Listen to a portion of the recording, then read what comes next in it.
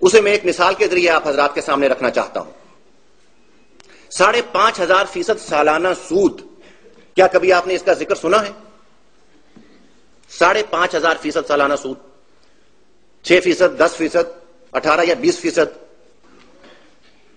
اس کا ذکر تو ہم سنتے ہیں، لیکن یہ 5,500% سالانہ سود، اور آپ حیران ہوں گے کہ یہ کون ادا کرتا ہے اتنی گراں شرح؟ تو اس سے بھی زیادہ حیرانی کی بات ہے کہ وہ میں اور آپ ہر شخص ادا کر رہا ہے۔ وہ کس طرح سے؟ مثال کے طور پر فرٹیلائزر بنانے والی، کھاد بنانے والی ایک فیکٹری نے اپنے آغاز کے وقت 2 ارب روپے کا ایک لون لیا، تو پہلی سطح پر بینکر کا سود جو تھا اس کی مینوفیکچرنگ کاسٹ میں شامل ہو گیا۔ اس کے بعد انہوں نے ایل سیز کھولی تو دوسری سطح پر بینکر نے اپنا سود وصول کر لیا۔ خام مال کے طور پر فرٹیلائزر انڈسٹری میں یہ گیس استعمال کی جاتی ہے جسے ہم گھروں میں جلاتے ہیں، سوئی گیس۔ اب یہ گیس جو ہے یہ ہم جانتے ہیں کہ یہ SNGPL والوں نے یا oil and gas development corporation والوں نے، انہوں نے اسے ڈیولپ کیا ہے اور وہ بینک کے فنانس پر کام کر رہی ہیں، تو یہ تیسری سطح پر بینکر کا سود ایڈ ہو گیا۔ پاور جنریشن، بجلی جو وہ استعمال کرتے ہیں اس کے لیے ان کے اپنے پاور جنریٹرز ہیں، ان میں جو فیول استعمال ہوتا ہے، اگر ڈیزل ہے یا فرنس آئل ہے جو بھی ہے، وہ OGDC والوں کا پروڈکٹ ہے، تو چوتھی سطح پر بینکر کا سود اس طریقے سے وہ بھی شامل ہو گیا۔ اپنے سٹاف کو، خاص طور پر جو ان کی مینجمنٹ سائڈ ہے، ان کو جو سہولتیں انہوں نے فراہم کر رکھی ہیں، لگژری گاڑیاں بھی ہیں اس میں، گھروں کے اندر الیکٹرانکس بھی ہے، وہ سب کا سب لیز پر ہے، تو ایک ردا اس طریقے سے بینکر کے سود کا اور چڑھ جاتا ہے۔ جس تھیلے میں یہ فرٹیلائزر پیک ہوتا ہے وہ روزانہ 80,000 تھیلے درکار ہوتے ہیں انہیں، وہ بذات خود ایک انڈسٹری ہے، تو اس طریقے سے ایک سطح اور جو ہے وہ شامل کر لیجئے بینکر کے سود کی، تو 6 سطح پر بینکر کا سود یہاں تک پڑ چکا ہے۔ اور اس کے بعد یہ فرٹیلائزر بننے کے یعنی عمل کے بعد اب یہ ٹرانسپورٹ ہوگی، تو ٹرانسپورٹ میں آپ جانتے ہیں یہاں ایک دفعہ پھر بینکر کا سود جو ہے وہ شامل ہو جائے گا۔ اب اسے منڈی میں ہم وہ بات جو ہے کہ منڈی سے ہو کر یہ گزرے گی تو اس میں پھر کئی اور چیزیں شامل ہو جائیں گی، سپاٹ اور فیوچر پرائسز کا ڈیفرنس جو ہے وہ بھی اس میں آ جائے گا، لیکن ہم اس کو سکپ کر جاتے ہیں، اب اسے ہم لے جاتے ہیں کسان کے کھیت پر۔ تو اب یہ سمجھ لیجئے کہ کسان کی صرف ایک ضرورت پوری ہوئی ہے، ابھی اس نے فرٹیلائزر کی ضرورت پوری کی ہے، ابھی اسے پیسٹیسائڈ بھی چاہیے، ابھی اسے سیڈ بھی چاہیے، اسے ٹریکٹر بھی درکار ہے، ٹیوب ویل بھی درکار ہے، ان کا فیول بھی درکار ہے، اور اس کے ساتھ ساتھ ہارویسٹنگ کے اور ایگریکلچر کے کچھ دوسرے امپلیمنٹس بھی چاہیے، تو یہ کم از کم 7 کموڈیٹیز ہیں جو اسے درکار ہیں، اور ان میں سے ہر کموڈیٹی اسی پروسیس میں سے ہو کر گزر رہی ہے، تو 7 کو 7 سے ضرب دے لیجئے تو یہ 49 لیول پر بینکر کا سود پڑنے کے بعد فرض کیجئے کپاس پیدا ہوئی ہے۔ اب یہ کپاس جو ہے یہاں سے ٹرانسپورٹ ہوگی، جننگ فیکٹریوں میں آئے گی، جننگ فیکٹریوں والے بھی لمٹس لے کر بیٹھے ہوئے ہیں، تو ایک لیول اور سود کا پڑ گیا۔ یہ جننگ کے پروسیس سے نکلنے کے بعد اب ٹیکسٹائل سیکٹر میں، تو ٹیکسٹائل سیکٹر میں 3-4 پروسیس ہوتے ہیں، سپننگ ہوگی، کپڑا بنے گا، پھر اس کی فنیشنگ، اس کی ڈائنگ اور پرنٹنگ، اور اس کے بعد ایک بار پھر ٹرانسپورٹ ہو کر یہ مارکیٹ میں آئے گی، تو یہ 4-5 سطح پر اور سود پڑے گا، تو 55 لیول پر بینکر کا سود ادا کرنے کے بعد یہ کپڑا جو ہے یہ ہم نے پہنا ہے۔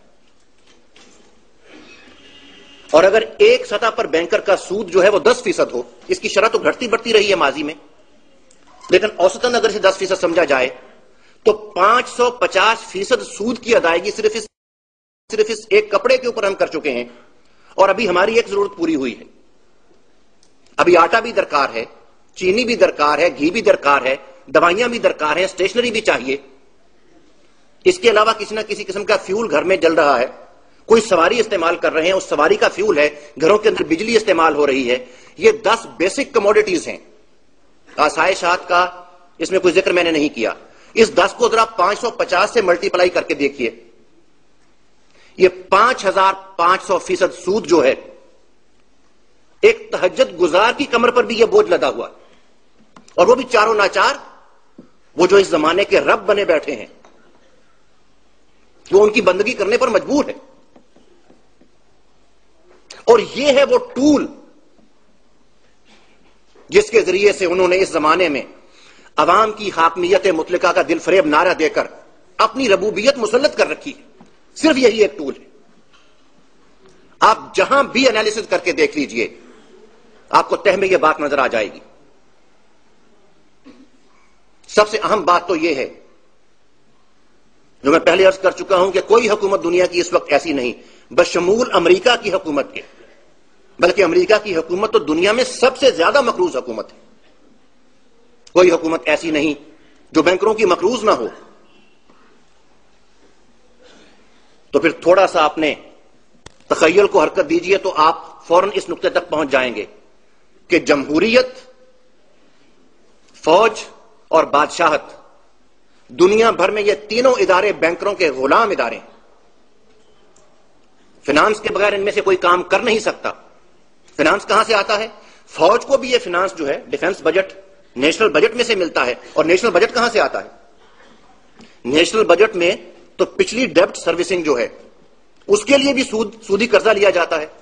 تو فوج کو کہاں سے ملے گا؟ تو وہ جو دے رہے ہیں انہیں پتا ہے کہ ہم قرض کس کس کو دے رہے ہیں, آگے جا کے کہاں کہاں تقسیم ہوگا. تو اس کے ذریعے سے وہ دنیا بھر میں فوج کو بھی استعمال کرتے ہیں. اور جمہوریت تو ہے ہی پیسے کا کھیل. باقی رہ گئے وہ بادشاہ. تو بادشاہوں کا حال ہمارے سامنے ہے کہ ایک دو بادشاہتیں جو نام کی بادشاہتیں نہیں تھیں, بالآخر انہوں نے اپنے ہتھ کنڈوں کے ذریعے انہیں بھی ورلڈ بینک کا مقروض کر دیا.